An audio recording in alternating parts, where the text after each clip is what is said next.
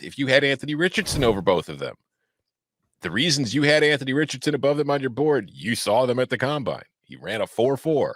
He had what was his vertical? Like 40 something? 40.5-inch vertical, 10.9 broad jump. The kid's nuts. Like he's an incredible athlete. He's still the one thing too, like when you watch Anthony Richardson tape, there are a lot of quarterbacks that you see coming out of college that have absolutely no idea how to read a defense. That's not the case with Anthony Richardson. He reads defenses, he understands what he's up against, and he makes progressions. The only thing with Richardson that to me is the serious concern is the accuracy, because his throws are wildly inconsistent. And when they're on target, they're incredible, but there's too many times when they're just not on target.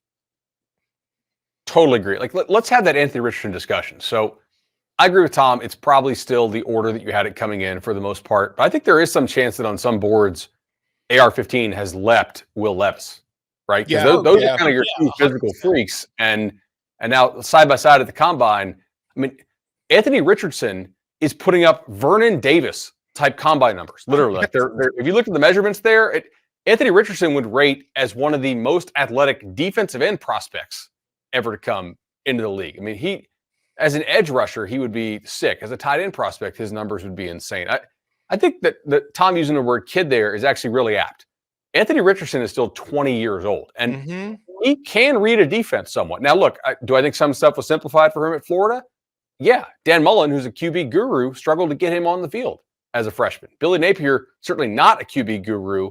Like they, struggled to move the ball at times this year with him. I do think he got banged up in that Kentucky game, like we talked about last week with that clip. But, man, he just hasn't thrown that many passes. He only threw for 1,300 yards as a senior in high school. And if the guy can figure out where the ball needs to go, and his throwing motion from an arm standpoint is not like horrendous, and I don't think it is, then maybe there's a real argument to be made that just better footwork, more repetitions, more passes with this guy can get him to deliver the football more accurately. Like the stroke just needs to become a more consistent motion.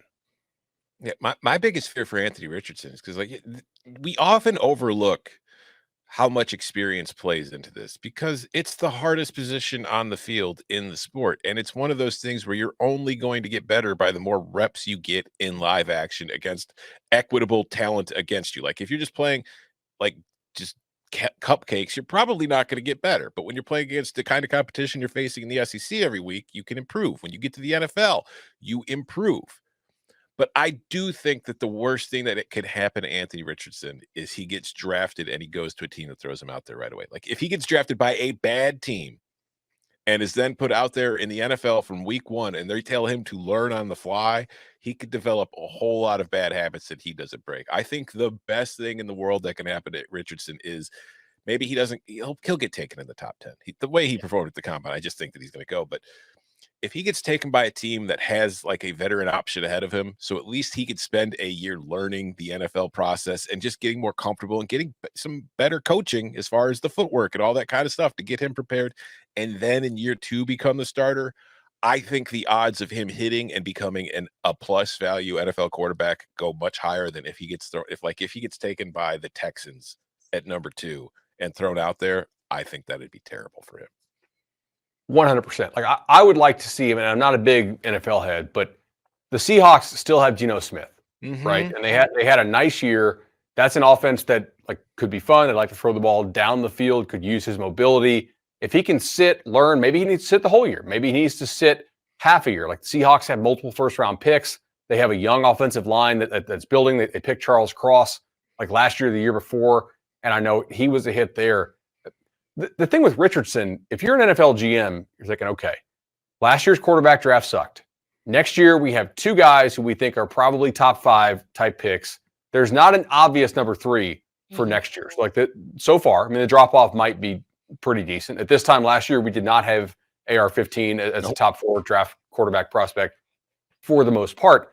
This dude's tools, if he hits, are the best tools in the NFL, right? From a physical standpoint. I don't think anybody is better than him total package. Like Josh Allen may have a bigger arm, but Richardson is considerably faster. With these new quarterback contracts that they give to rookies, it doesn't kill your salary cap to take one and have them quote unquote bust or not turn in to the best player in the draft. Back when you were taking Sam Bradford or Matt Stafford, if that guy busted, you were dead for a couple years from a salary cap standpoint. If I'm an NFL GM, I'm thinking, all right, was Jalen Hurts ever a good passer in college? No. Do we build an offense around him that runs him a bunch, that uses the threat of his legs on probably 50 or 60% of the plays that we run? And can I build a superstar roster around him while he's cheap in that 4 to 5 year window? And then look, if he blossomed into something awesome, I'll gladly extend him because I have the best player in the NFL. If his that's his full ceiling, right? I think his floor is much lower than the other quarterbacks. Like Anthony Richardson's ceiling is to be an MVP for a season in the NFL. Yes. Like he keeps getting compared to Cam Newton.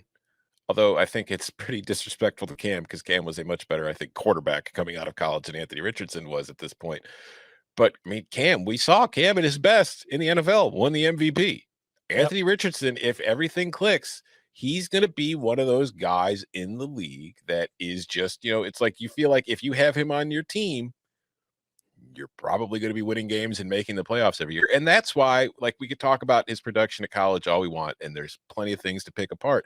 But that's why NFL teams are so high on him, because it's still projection. It's if it clicks, we could win Super Bowls. And that really is the ultimate goal, isn't it? So it's like you want to draft a guy who you think can help you win a Super Bowl. And I think what you said earlier too, Bud, and I completely spaced on, you're right. He 100% jumped Will Levis on probably everybody's board this weekend at the combine, because Will Levis wasn't bad, but Anthony Richardson was just transcendent as far as what he was doing in the drills. Well, I like the ceiling floor thing, because you say it's the lowest floor, it's potentially the highest ceiling, or it is the highest ceiling.